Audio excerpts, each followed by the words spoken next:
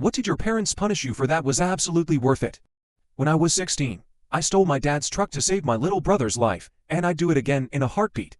My younger brother Diego was diagnosed with type 1 diabetes when he was 10 years old. That same year, our parents divorced, and Dad got custody because Mom moved across the country for work. At first, everything was fine.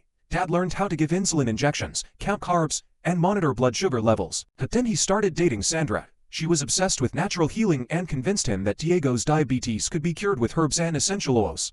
She threw away Diego's insulin, claiming he just needed to detox his pancreas with her special smoothies.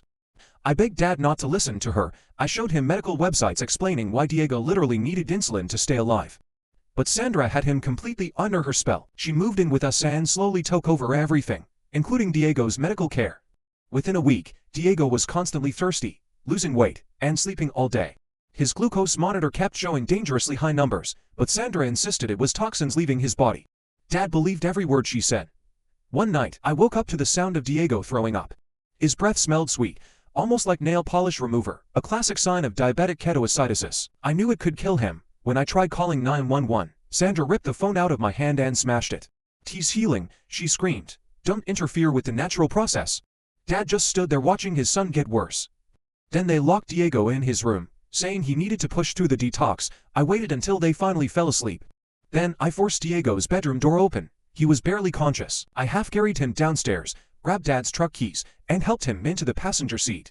I'd only driven a few times before in empty parking lots. But this was life or death. The hospital was 30 minutes away. I drove exactly the speed limit the entire way, terrified of getting pulled over. Diego kept drifting in and out of consciousness. I talked to him nonstop, forcing him to answer me so he wouldn't pass out completely. When we got to the emergency room, his blood sugar was over 600.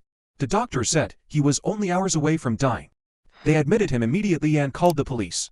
Child Protective Services got involved as soon as they learned what happened. Dad and Sandra were both arrested for medical neglect. I lost my driver's license for a year and got punished for stealing the truck. But the judge handling the case personally praised me for saving my brother's life. Diego and I moved in with our aunt after that. She made sure he always had his insulin and proper medical care. Dad spent 6 months in jail. Sandra got 2 years.